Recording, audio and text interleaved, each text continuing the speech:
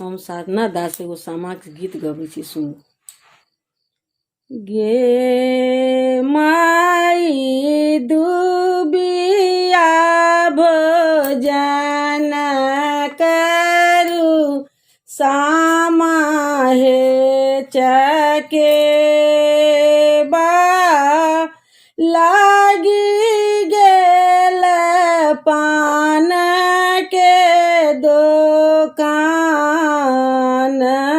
गे माई से पान खयलनी भैया से कृष्णा भैया रंगी गेल 32 मुख दांत गे माई से पान खयलनी कृष्णा भैया रंगी लेल 32 मुख दांत गे माई दुबिया भोजन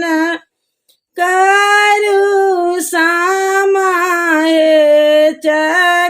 चकेवा लागी गेल सिंदूर के दोकान गे माई दुबिया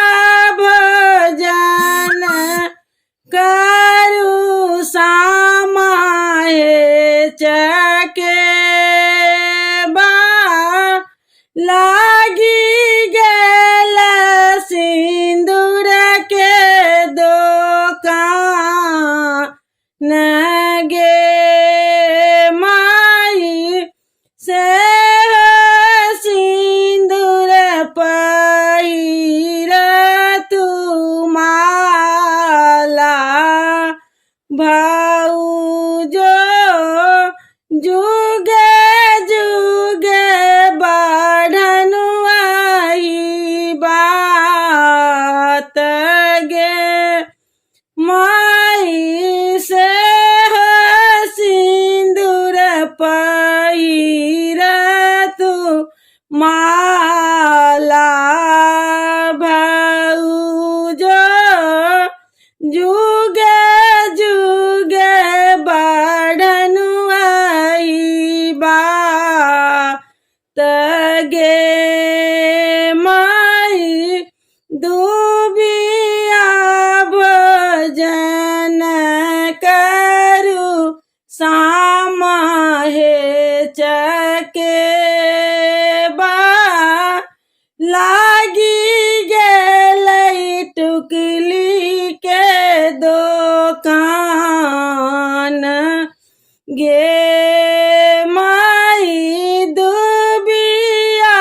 भोजन करू सामा हे चकेवा लागी गेल टुकली के दोकान गे माई से टिकुली पहिर तू साधना बहिनो झलकैते जाथू ससुरारी गे माई से टिकुली पहिर तू साधना बहिनो झलकैते जाथू ससुरारी